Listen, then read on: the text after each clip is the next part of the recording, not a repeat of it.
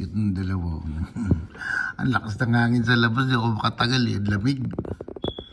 Malakas yung hangin na malamig eh. Tignan nyo yung mga puno. Tatangayin ka sa labas sa sobrang lakas ng hangin. Nakakatuwa yung dalawa.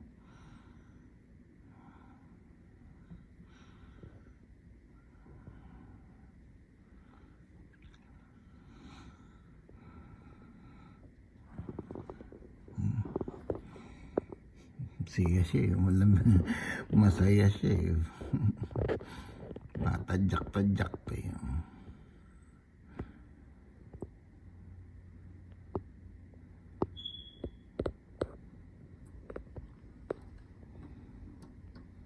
Malakas yung hangin dito. Kitang-kita sa ano. Yan lang ang ano rito sa amin. Super lakas ng hangin. Walang typhoon, walang ano rito. May oras lang na may napakalakas ng hangin. Wala naman tornado. Mahangin lang siya kasi ano eh. Open space kami. Walang bundok. Ano lang siya, puro pananim. Dito sa lugar namin, mostly pananim. Pero dyan sa may kanto, puro commercial na. Commercial building, tapos mga residential, parang subdivision. Dito sa loob namin, farm lang talaga lahat dito. Kaya mahangin dito. Pag mahangin, walang babangga doon sa hangin. Doon kahit pa paano doon sa labas, may mga building eh. Dito open na open. Tingnan nyo yung mga hayop. Talagang sa sobrang lakas ng hangin. Kaya itong mga salamin dito, double walled to eh. Double glass. Ako kung ano tawag dito.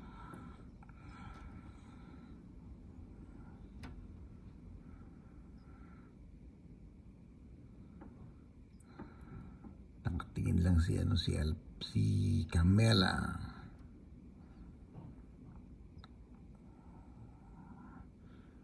Nakakatuwang pagmasdan dun dalaw eh.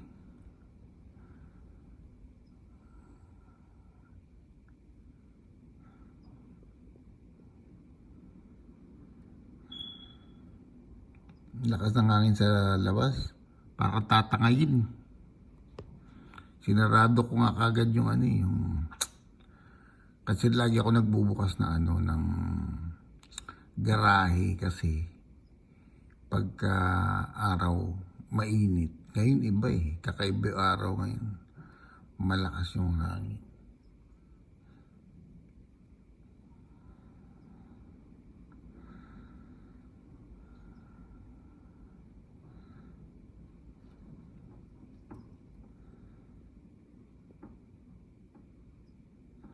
Nakatingin sa akin si Camelo.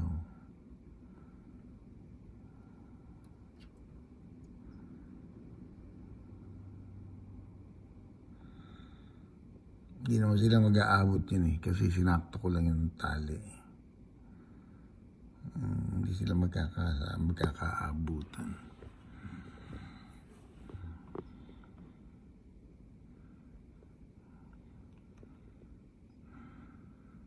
Ganyan yung kabayan. Minsan nananadyak. Hindi ko sobrang tuwa. Mahangin. Di wala ko excited o nagpapa-cute.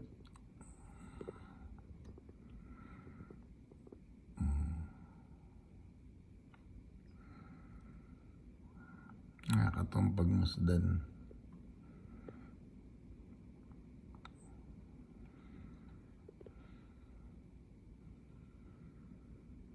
Malamig ngayon.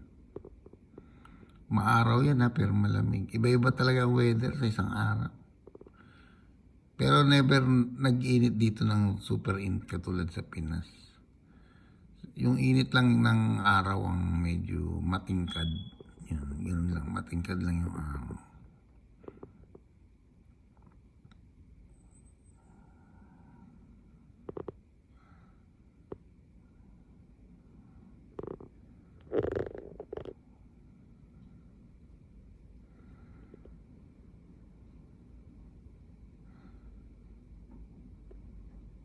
Buti na lang itong kabayo maliit lang.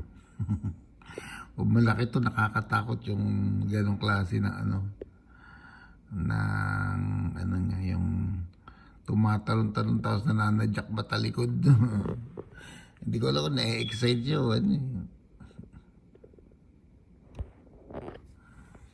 Yung baka kaya namin inalis dito yung yung na-reject na baka. Nanunuwag, delikado, baka mamaya madali pa yung mga bata. Mabuti na rin nawala na. Lakas ng hangin, tingnan niyo.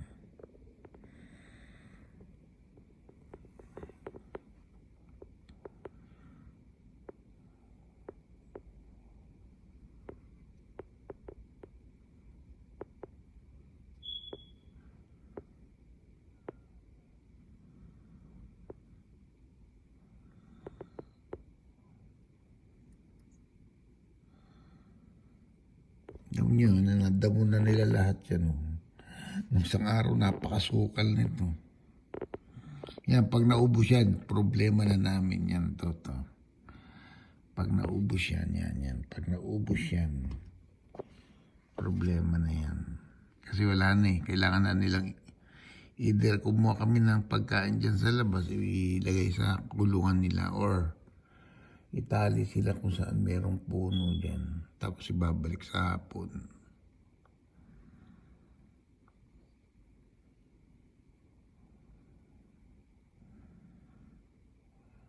Mamaya malinis na yan. Yung alpaka kaya niya linisan na yan mamaya. Kasi aabot na siya rito eh. Itong kabayo kaya rin niya. Pinaliguan ko itong kabayo kahapon eh. Gustong-gusto niya ng sprayer. Di ako nakatagal pagbukas ko lang kasi kanina nakasara yung mga pintuan na yun eh. Mga barriers na yan eh.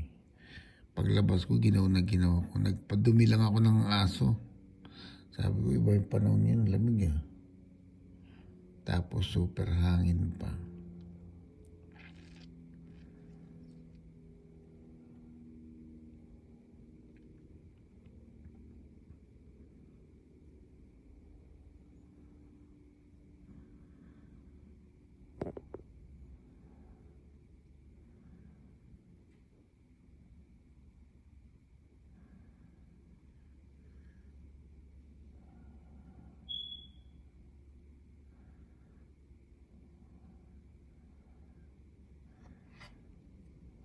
Ngayon, ang lakas oh. Nararamdaman mo yung lakas ng hangin eh, sa tunog eh. Dito, to eh, sealed tong bahay na to eh. Talagang siya, kinonstruction ng kaya niya lahat, pati wind. Kaya double yung glass dito eh. Double ang mga glass namin dito.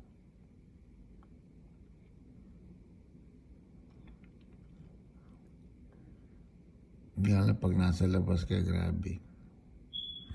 Parang tatangayin ka. Kala ko nga tatangayin kaming dalawa ni Maximus eh.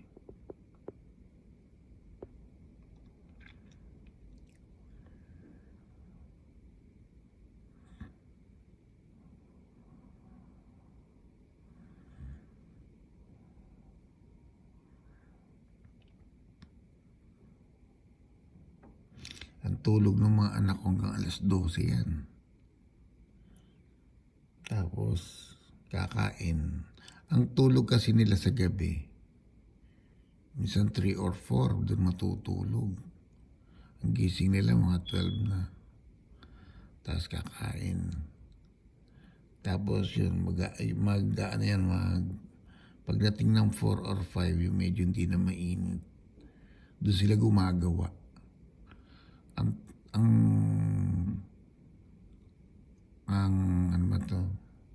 Ang trabaho lang nila rito, yan eh, naninipa oh.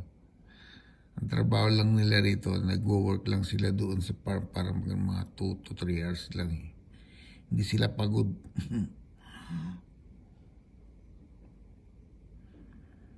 Kaya parang lang kami nagbabakasyon eh.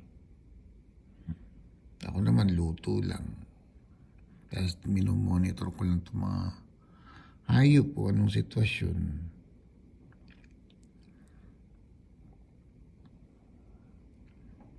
Ako rin nagpapakain sa mga hayop.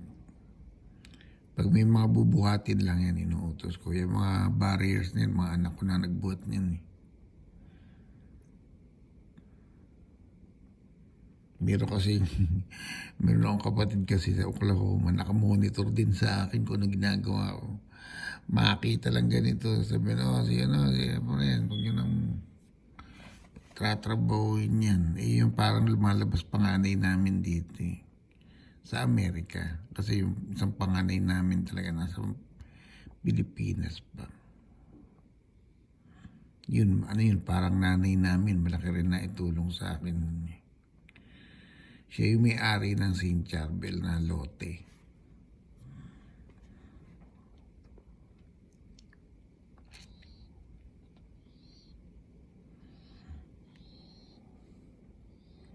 Oo nga, may ibon nga rito. Nakita ko na malaki yun.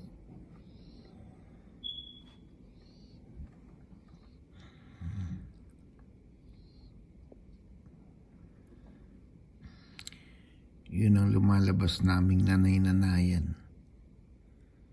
Yung ate ko yun, napakabait din nun. Ever since. Yung mga package na balikbayan box, yun yung nagpapadala sa akin nun. Minalas lang ako nung pandemic eh. Hindi na nagpadala kasi, ano ba ito? Akala paalis na kami. Hindi natigil yung yung pandemic. Natigil yung padala. Pero ginawa na lang niyang cash. Cash na pinadadala niya sa akin. Instead na balikbayan box. Yun, laging concern yun sa akin. Kaya medyo pasalamat ako lagi sa kanya. Mabait din kasi talaga sa akin. Sa mga anak ko, mabait din siya. Tsaka itong bunso namin, napakabait din. Mababait ang mga kapatid ko, sa totoo lang. Naswerte ako, may mga kapatid akong ganyan.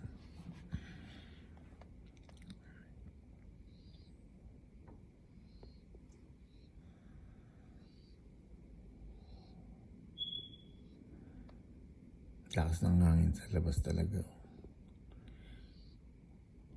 Masarap yung mahangin. Ang hindi ko lang nagustuhan yung lamig. Ano yan, mahangin na malamig eh.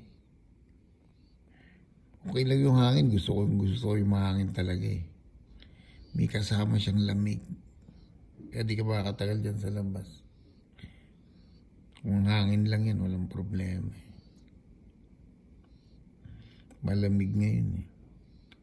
Parang ito yung nung nagpunta kami San Francisco, maaraw siya. Tapos napakalamig, tapos may kasabay na hangin.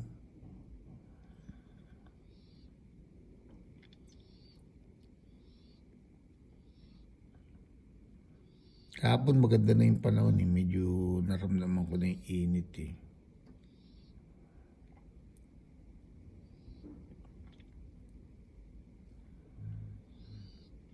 Kaya minsan pag may nagpo-post sa Pilipinas na ano ba to, impyerno ba to? Sinasanay na ba tayo sa impyerno? Yung mga ganun, sabi ko. Mahirap din sa langit, mahirap din ang malamig. Nanginginig ang tuhod mo, nanginginig kaya ang mga kamay namin lahat dito. At saka ang skin namin dito nagdra-dry. Kahit anong lotion ilagay mo, after nun, madry pa rin. Parang matandang skin.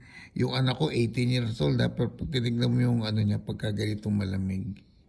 Dry na dry. Parang kala mo, balat matanda.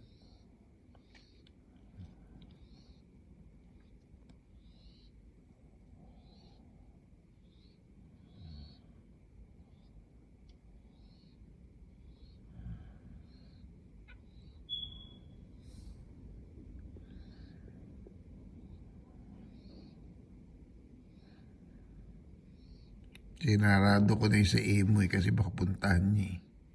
Ayan, pupuntahan na naman yun. At least nakasarado na. Malamig din kasi, baka yung imo, ano mo to ginawin? Yung imo, kaya pakakawalan dito yun. Malaki pa sa tao. Kayang-kaya niyang labanan yung mga malalaking ibon. Pero ngayon kasi hindi pa ganong kalaki yan eh. Parang ano pa lang siya eh. Malaki na siya sa manok. Hindi na siya kasi laki ng manok. Malaki na, domoble na siya sa manok. Pero maliit pa rin siya, baby pa rin siya. Siguro sa 6 months yan. Kasi ano pa lang eh, February. Nabili namin yan second week ng February. 2 months pa lang ngayon sa amin. So, another 4 months pa. Yan, siguro kung kasing laki na nung alpaca, kasi mas malaki alpaca dito sa kabayo eh. Yung height ng ulo. Yan, pag ganyan nakalaki siguro pwede nang pakawalan.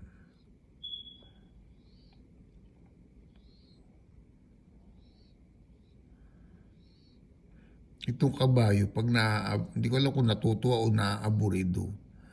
Tumatadyak-tadyak yan. Tingnan, tatadyak yan. Pag di niya maabot, tatadyak-tadyak. Parang gusto magwala. Hindi tubig pa si ano, pero si ano wala na, tinumba na. Mamaya palalagyan ko.